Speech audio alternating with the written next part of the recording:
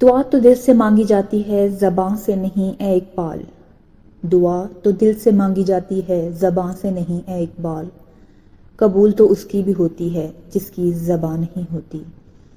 میں گماں نہیں یقین ہوں، چلتے ہیں کس نمبر 15 کی طرف۔ آپ نے ملک صاحب اپنے دوست کے چکر میں بیٹے کی مرضی یا رائے جاننے کی ذرا بھی زحمت نہیں کی، جبکہ لڑکی آپ نے معاذ کے لیے پسند کی تھی، معاذ نے انکار کر دیا، آپ جھٹ ابیک کے پیچھے پڑ گئے۔ افشا بیگم کمرے میں آتے ہی شروع ہو گئی تھیں، کھانے کی ٹیبل پر انہوں نے بمشکل تمام اپنا غصہ قابو کیا تھا۔ ابیک کی مسلسل خاموشی سے ان کا دل ہول رہا تھا۔ ارے نیک وقت، احمد سیال میرا پرانا دوست ہے، اس کی بیٹی دیکھتے ساتھ ہی میرے دل میں اسے بہو بنانے کا خیال آ گیا تھا۔ میں نے سوچا لڑکی اور اس کا خاندان اچھا ہے، معاذ نے انکار کر دیا ہے تو کیا ہوا، ابیک بھی تو میرا بیٹا ہے۔ ملک جہانگیر نے حتی الامکان نرم انداز میں اپنی شریکہ حیات کا غصہ کم کرنے کی کوشش کی۔ آپ نے ہم میں سے کسی کو بھی اپنی لڑکی نہیں دکھائی، اکیلے ہی سب طے کر لیا ہے۔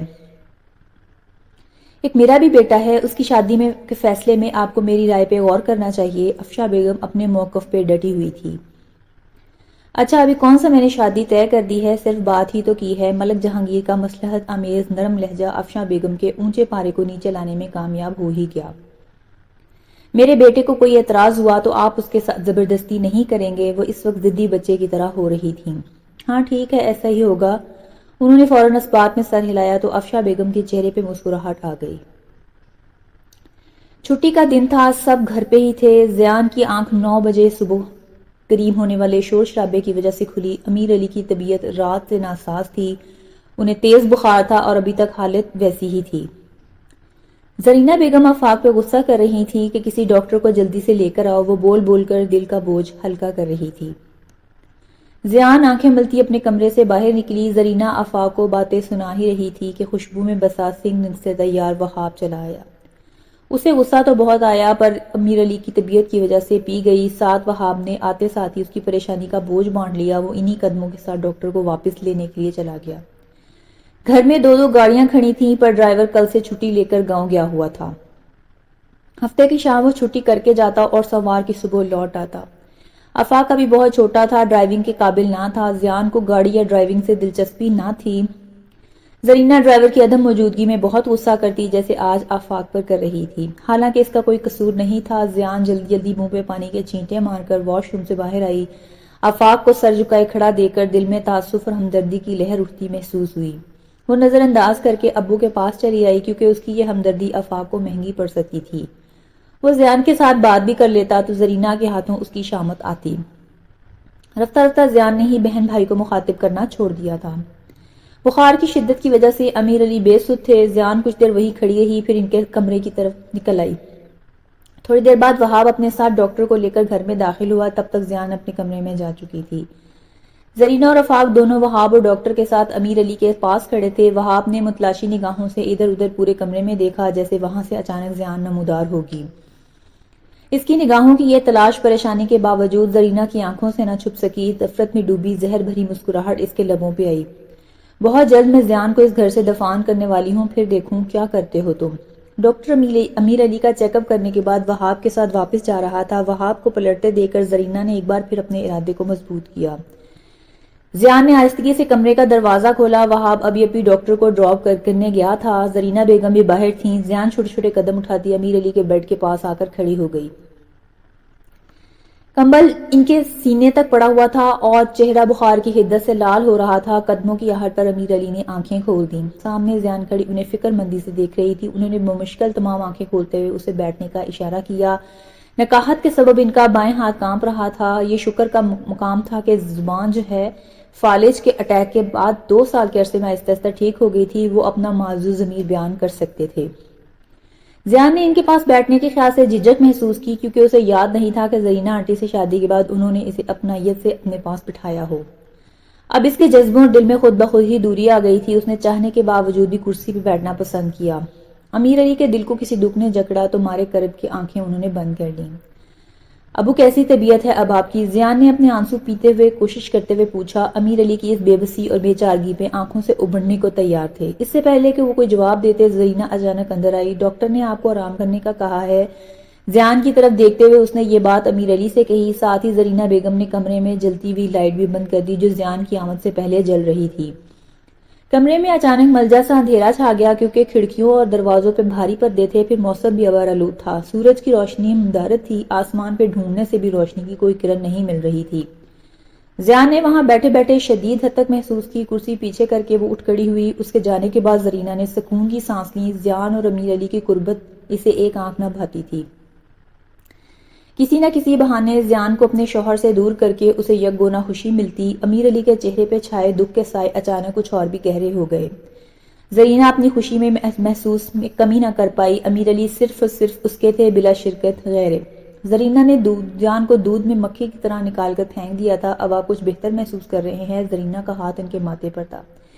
امیر علی کو اس وقت زرینہ کا ہاتھ کوڑیا بے ناک کی طرح ڈستا محسوس ہو رہا تھا۔ انہوں نے اپنے ماتھے سے زرینہ کا ہاتھ ہٹا دیا، لیکن اب اسے پرواہ نہیں تھی کیونکہ زیان یہاں کمرے میں نہیں تھی۔ تم نے اچھا نہیں کیا زرینہ، زیان چلی گئی ہے، پہلے ہی وہ مجھ سے صدیوں کے فاصلے پہ کھڑی ہے۔ تمہیں کیا ملتا ہے میری یہ چھوٹی سی خوشی چھین کر؟ امیر علی کی آنکھیں بند تھیں، مگر ان بند آنکھوں کے پیچھے جو غصہ اور بے بسی تھی زرینہ کو اس کا اندازہ تھا۔ میں نے اپنی محبت، چاہت، اعتبار سب کچھ سونپا، اس کے باوجود تمہاری تنگ دلی نہیں جاتی۔ زیان کے ساتھ تم ایسا کیوں کرتی ہو؟ کیوں بار بار اسے یہ احساس دلاتی ہو جیسے وہ میری بیٹی ہی نہ ہو؟ اس کی کوئی اہمیت ہی نہیں ہے، وہ زیرو ہے میری زندگی میں۔ بولتے بولتے ان کی آواز رنج سے بھرا سی گئی۔ ارے آپ خواہ ایسا سوچ رہے ہیں، میں نے کبھی اسے یہ احساس نہیں دلایا ہے، خون کا اثر ہے یہ، اس کی ماں بھی تو ایسی تھی نا۔ آپ کی طبیعت ٹھیک نہیں ہے، فضول کی سوچوں کو ذہن پہ سوار مت کریں۔ زرینہ ان کا سر دبانے بیٹھ گئی جیسے کوئی بات ہی نہ ہوئی ہو۔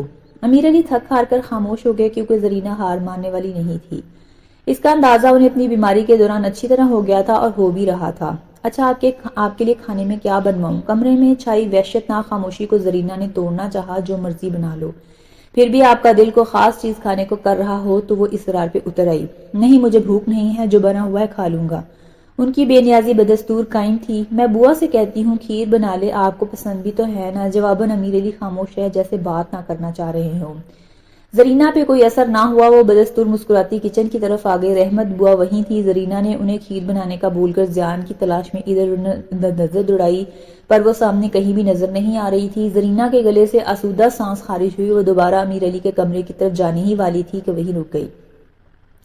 وہاب ڈاکٹر کو چھوڑ کر واپس آ رہا تھا، وہ آتے ہوئے میڈیکل سٹور سے امیر علی کی دوائیاں بھی لے آیا تھا۔ اس نے دوائیوں کا شاپر زرینہ بیگم کے حوالے کیا اور خود صحن میں پڑی کرسی پہ ڈھیر ہو گیا۔ زرینہ بیگم نے وہیں سے رابیل کو آواز دی کہ دوائیاں اندر لے جا کر رکھ دے۔ وہاب زرینہ سے باتوں میں مصروف تھا، بوا اس کے لیے ناشتہ بنا رہی تھی کیونکہ وہ گھر سے ناشتہ کیے بغیر ہی آتا تھا۔ اتوار کے دن اس کا خاص چکر لگتا تھا خالہ زینب کی طرف۔ دن کا بیشتر حصہ یہاں گزارنے کے بعد وہ شام ڈھلے واپسی کی راہ لیتا۔ آج بھی وہ اپنے پرانے معمول پر کاربند رہا۔ صحن میں بہت ٹھنڈ تھی۔ زرینہ اور وہاب دونوں میٹنگ روم میں آ گئے جہاں ہیٹر چلنے سے خوشگوار گرمائش پھیلی ہوئی تھی۔ وہاب کی نگاہیں مسلسل کچھ ڈھونڈ رہی تھی پر گوہر مقصود مل کے نہیں دے رہا تھا۔ اس کی نگاہوں کی بے چینی اور بے قراری صاف ظاہر تھی۔ زرینہ واقف تھی پر جان کر بھی انجان ہو گئی۔ بوا نے ناشتہ کملے میں لا کر رکھا، گرما گرم پراٹھے کے ساتھ آملیٹ کھاتے ہوئے اور چائے سپ کرتے ہوئے وہاب کا دل زیان میں ہی اٹکا دیا۔ رحمت بوا نے کھانا بنایا، سب کو دیا، پھر دوسری کام کرنے والی لڑکی سمینہ نے کچن سمیٹا، برتن دھوئے اپنی جگہ پہ رکھے۔ بادل لمحہ بے لمحہ گہرے ہوتے جا رہے تھے، دوپہر کا وقت تھا پر رات کا سما محسوس ہونے لگ گیا تھا۔ زیان باوجود کوشش کے بھی وہاب کو نظر نہیں آئی تھی، وہ اپنے کمرے میں تھی اور دروازہ اندر سے بند تھا۔ وہاب اس کے کمرے کے سامنے سے کتنے چکر لگا چکا تھا، عبر آلود موسم کی وجہ سے سب اپنے اپنے کمروں میں دب کے بیٹھے تھے۔ ایک وہی تھا جو اس سرد موسم میں اور اس سرد مہر لڑکی کی ایک جھلک دیکھنے کے لیے مرا جا رہا تھا۔ تھک ہار کر وہ ٹی وی لاؤنج میں بیٹھ گیا اور ریموٹ کنٹرول کے بٹن خواہ دبانے لگا۔ یہ مشغلہ بھی اکتا کر رکھ دینے والا تھا۔ آسمان سے بادل کی گڑگڑاہٹ اور گرج کی صورت میں صدائے احتجاج بلند ہوئی تو اسے سب کچھ فضول لگنے لگا۔ بارش کسی وقت بھی شروع ہو سکتی تھی۔ وہ جیکٹ کے کالر اونچے کر کے خالہ زرینہ کے گھر سے نکل آیا۔ خالہ خدا حافظ کہنے اور چھوڑنے گاڑی تک اس کے ساتھ ہی آئیں۔ وہاب کے چہرے کی پسماردگی اور ویرانی ان کی دلی خوشی کو بڑھا رہی تھی۔ دوستو اس ایپیسوڈ کے بارے میں اپنی قیمتی رائے سے آگاہ ضرور کیجیے گا۔ اپنا بہت زیادہ خیال رکھیں، خوش رہیں، خوش رکھیں، خوشیاں بکھیرتے رہیں۔ اگلے ایپیسوڈ کے ساتھ ملتے ہیں نئے ولاگ میں، اور اگر چینل کو سبسکرائب نہیں کیا تو چینل کو سبسکرائب کر لیں تاکہ اگلی آنے والی ایپیسوڈ آپ تک پہنچ سکے۔ تب تک کے لیے اللہ حافظ۔